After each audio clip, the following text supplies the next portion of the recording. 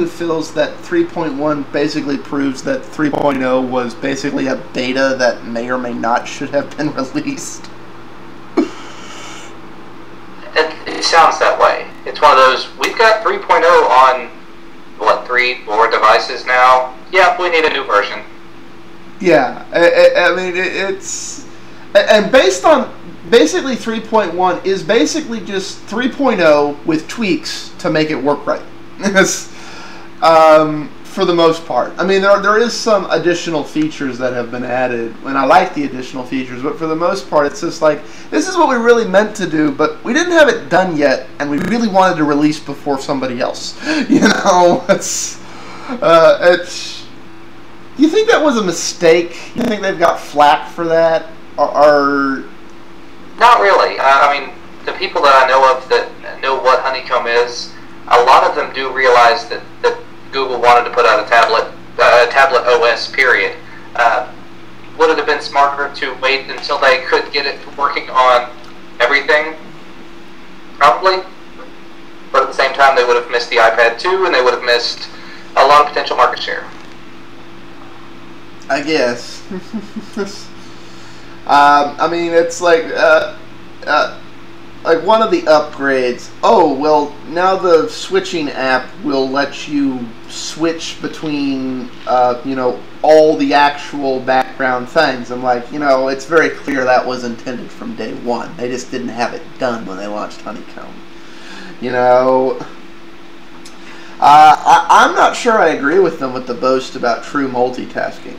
You know, that's become the buzzword in these devices. We multitask, and we multitask right. Not to get off topic here, but it's... I personally like the way Android multitasks because, in my opinion, it's the right balance behind everything's actually running in the background and things are cold sleeping. It's like only running as they need to and other things, but and it's really left up to the individual application developer how nuts they want to go. But it is not true multitasking, as several people have pointed out. At the end of the day, though, does it really even matter that that isn't true?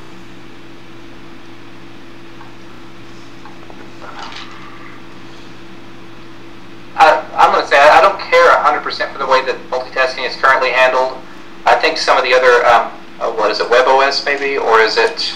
The one I would think of that newer tablets. That the one I would quantify as true multitasking at this point is BlackBerries.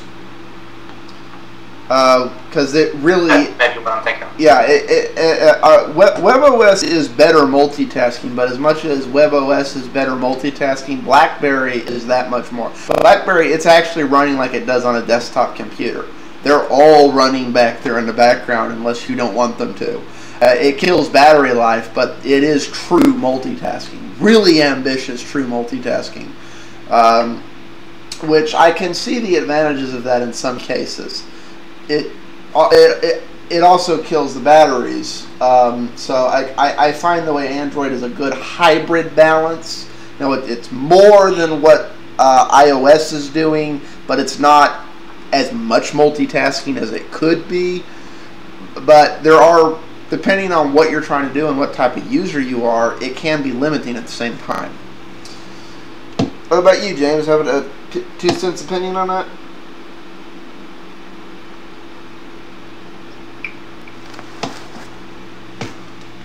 If you said something, I didn't hear it. The other thing they upgraded, since y'all haven't seen the video yet, is the widgets now on the thing for Android. Y'all have messed with KDE. You know, on KDE you can scale the widgets, like and as you make them larger, you can show more stuff. You know, depending on what type of widget it is, and so on and so forth. They have added that into Android now. Again, you know, an oversight feature. The only feature that, and it does improve functionality, but again, you know, this goes back to the beta thing. They have added a feature that I do like, and this is actually the only thing I'd consider a new feature. Why it's not like new, it is it is clear with the direction that they're wanting Android to go, and that they've added USB host to it. Have you? If y'all haven't watched the video, have you at least heard about this, Jordan? I'm sorry, you're breaking up on me. Can you hear me now? Not entirely. Please stand. Oh, yay. Okay. You know what? I have a sneaky suspicion this is the evil Microsoft Corporation trying to phone us up. I have to say it. You know, it's anyway, that's going on. The new feature I had. What do y'all think about the? Since y'all haven't watched the video, I should have said everybody watch the video before we get started. That's like have you heard about the USB host that they have added to Android now? The USB host they've added? Yeah. The tablet I've got has its USB host. So you can plug all your USB devices into it and it just kind of recognizes them? I can plug certain devices in, not necessarily everything. Yeah, they've expanded on that to the point that you're going to be hard-pressed to find things that won't work with it. I mean, you can do things like plug an Xbox 360 controller into it now. Via USB adapter. It's wow. They are designing it to be basically they're giving it the USB controllers it needs for these slate devices to largely replace a netbook, as long as you can get away with that, which is I think useful. You know, it's getting very utilitarian. Most of the cameras, a good number of things are going to work with that. They have to do that for what they're wanting to do with the open accessibility stuff. But basically, they've built an API call in there that basically allows anything to become an Android accessory, and they're adding an open, and they're expanding on that more by adding an open hardware thing. See I forget what did they call it? They called it these ADK things. They were demoing it with the Wood Labyrinth thing. You know, those wooden games you play where you like slide them around to do the marble and try and keep it from falling in the hole. Basically, they hooked servo motors up to that thing, and all they did was plug this little ADK thing into the servo motors, and the remote controlling this thing with a Zoom tablet. You know, the gyro in it, you know, as they move the tablet up and down, the wooden board moves with it. And, you know, just to prove the point, they decided to build one big enough for a human being to be in, which they put outside and played with everybody. But honestly, from a geek perspective and somebody and a hardware person, I'm like, yes, I can now make everything compatible, and it's just all I need to do.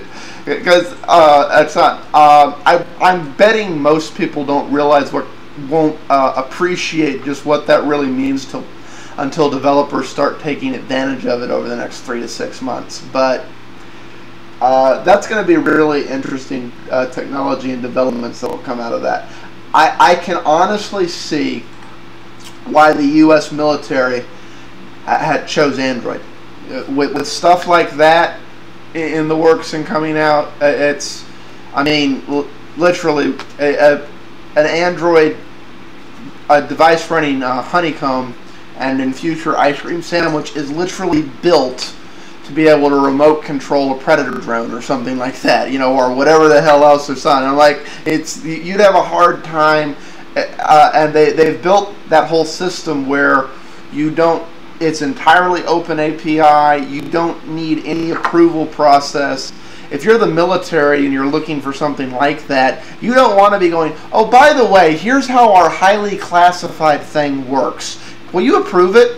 You know, it's like, I just don't see that happening. Both for corporations who are developing stuff and for the military and stuff, this is dream, because it's just it's open, it's hooks. Whether you're doing a home automation setup or you're doing stuff like that, you can sign. Y'all have any 2 cents on that or not, or should we move on since y'all didn't watch the video? Probably. Okay. Alright, let's move on here. Let me see. I'm going to skip over some stuff. We may rehash this stuff next week after y'all watch the video. Okay, let's move on to the music beta. Do y'all at least know about the music beta service?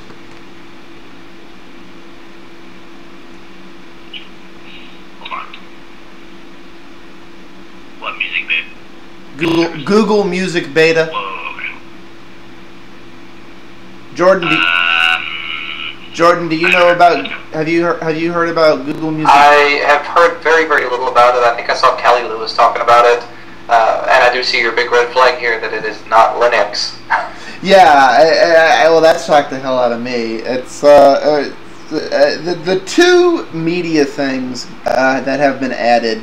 The music beta is designed to work with Android, but it's not. It's not Android only. What it is you download an application from Google, and you can add your music to a cloud stream drive, which is then accessible anywhere. And of course, it integrates seamlessly with all Android devices. It's just a cloud music drive with functions to, cache it or download it locally if you're fixing to get on the plane or, whatever.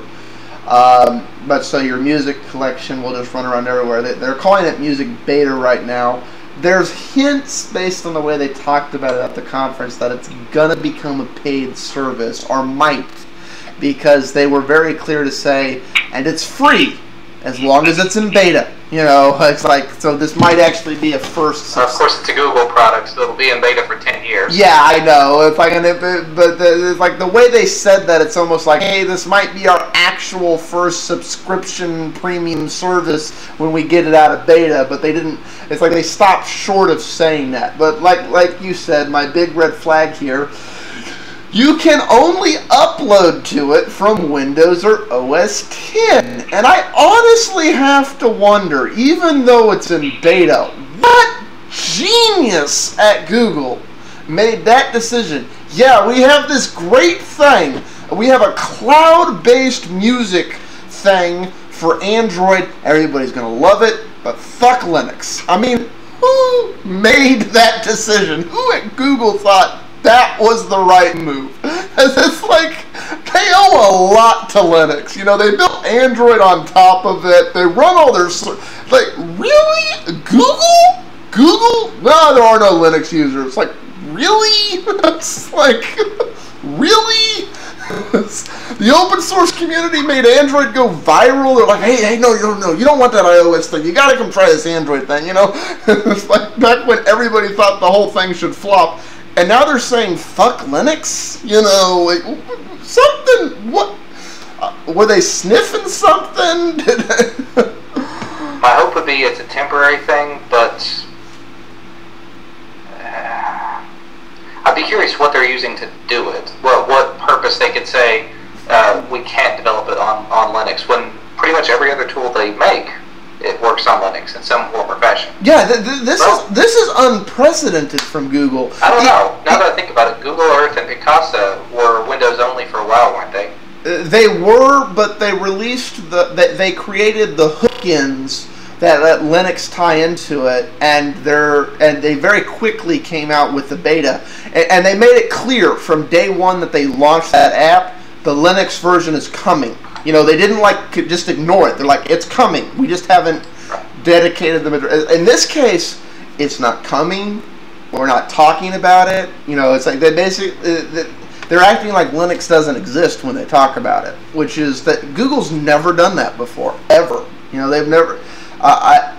It shocked the hell out of me. I'm like, no, this has to be wrong. I went and watched the video. I went and looked. I went to Google's site.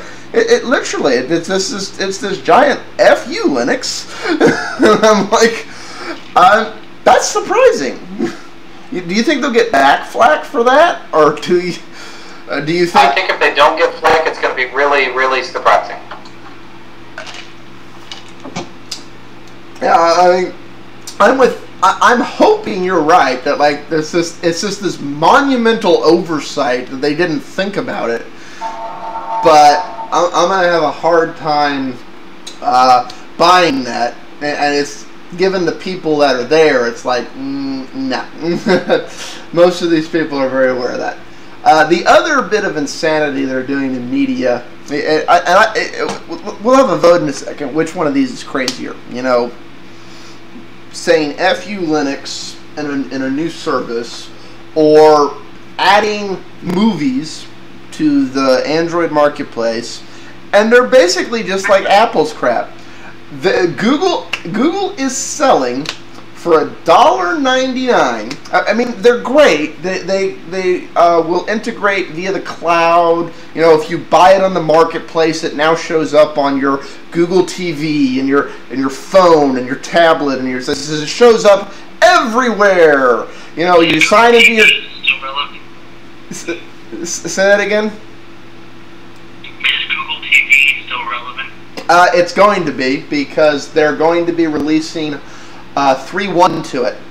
And like we actually skipped over this from the other points, but based on all the hardware things they're doing and the fact that there's this seamless integration between you buy it one place and you move it somewhere else, and another thing they're writing is a set of APIs that are basically going to make what Android device or form factor you're on irrelevant.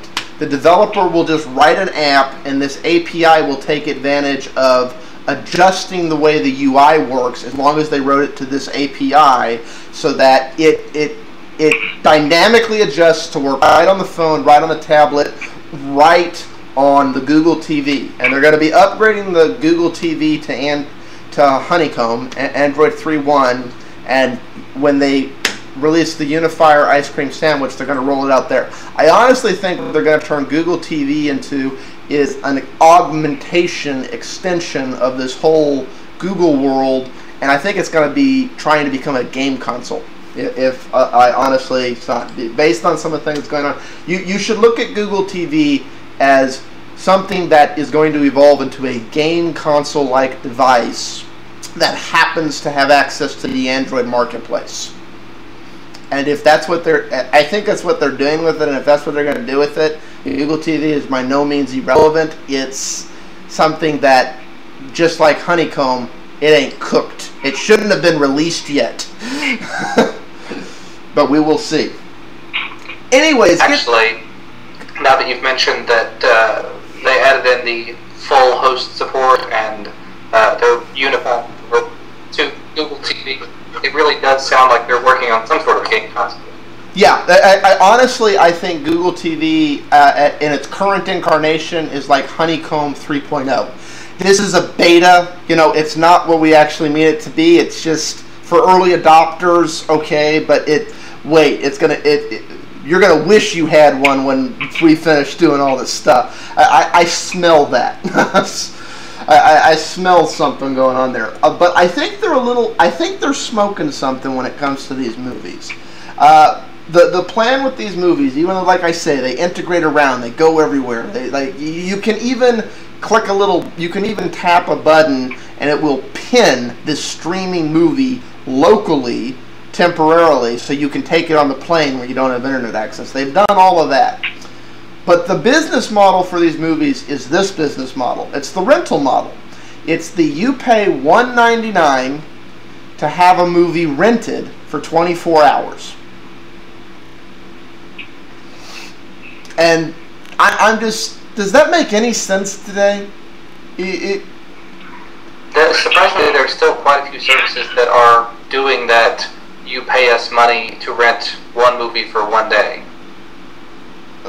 It doesn't seem like that would be the best choice, given services like Netflix and Amazon's Prime service and Hulu Plus and whatever else. Well, no, and I see that's the thing I have a hard time understanding. But then again, I know there are people who do this. I will never be one of them.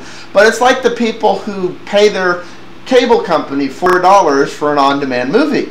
There are people with this poor impulse control. So I guess this could be a real cash cow for Google. I guarantee I'm never ever gonna rent one of these daily movies. It's like, it's just not gonna happen. It's like, I have better impulse control. For most movies, how often do you see them more than once or twice, really? You know, so most people would save money, right? No, that's the thing. You wouldn't save money. Even if you're watching them once or twice, it's much more economical to do something like a Netflix account. Where you pay one. I pay a monthly fee, and I get access to almost every single movie known to man, and I just stream any of them when I want. Even if I'm only watching each one once, you know, it's like $1.99 per movie. You know, let's say I watch 10 movies. Literally, it would take 4 movies. If I'm going to watch more than 4 movies a month, Netflix is paid for itself. Because it's $8. You know, it's $8 streaming. You know, that's... Or is it $8.99? I forget. It's a 4 or 5... It's actually $7.99. $7.99. So yeah, it's $8. And so 4 movies, or Netflix, and hundreds of movies. You know, I could watch a movie every single day on Netflix, and it wouldn't cost me any more money. Thousands of movies and TV shows on there. I mean, I'm not trying to be promoting it or anything, but I've had Netflix for months now since I got the Roku box. Oh man. Yeah. And eventually, actually, probably sooner than later, it's going to be on the phones. There was a leak that came out, I think today. No, it's coming on the Droid X if you've updated the gingerbread. Now, here is a way Netflix could kill this, to be quite honest. Could kill this Android movie thing aside. Netflix could enable a function, if they can work it out with the people they're getting their content from. Because the only selling point whatsoever that these Android marketplace movies have over Netflix and over iOS's equivalent, because this is basically Google doing exactly what the iTunes marketplace is with the rentals also. But the only thing that Android's got right here is there's the ability to pin the stream locally. You click a button and it downloads it and caches it so that you can take it with you to an offline location. This is perfect for, like they said, people traveling in the airport. You know, I'm in the terminal, I'm on the Wi-Fi right now, but I'll let you do that. Androids will. You get the movie and you just toggle pin, and it will getting a bunch of free movies. Yeah, and it will pin the movie to that device. It will download it, cache it, and pin it to that device. It's still a rental, and it's going to erase it when the rental runs out. But it's available locally from the device. What's to stop people from? I know. I guarantee you there are hackers who will steal this. I'm honestly surprised Google was able to convince the content holders to let them do it. But the fact that Google has now set the precedent that, look, the ends justify the means. Yes. I know that. Yeah, some people will steal this, but most people are just going to love the feature. Now maybe Netflix can convince them to say, well, look, we need to compete with this. Let us do it. Maybe it's the leverage Netflix needs to allow that. I honestly think Netflix has wanted to do a lot of stuff like that for us for a while, but like for the reason James is saying, once it's there, it's that easy to steal. Granted, the stream is perfectly. Yeah, well, I have news for you though. The stream is really easy to steal too, because it's going through your browser's temp folder, and you can just capture it and store it locally yourself. It's not like it's hard to do. I'm just saying, where there's a will, there's a way. But I guess so. You're probably right, Jordan. I can see the poor impulse control people doing this. I'm sure there are people who will go, damn it, how did I spend $200 this? Oh, I rented 100 movies. Oh, okay. I don't understand them. I have so much better uses of that money. No, I agree agree that a monthly fee is better.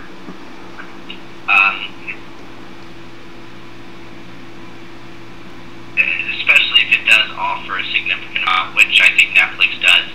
But I don't know. You know, the only reason I still have this, the only reason I still, literally the only reason I still have a cable box and or satellite box, and in my case it's cable, but it's really the same diff, is because I like things that the BBC does. And because I'm a frickin' American, I'm not allowed to access the BBC online archive, and they don't license that out to anyone else.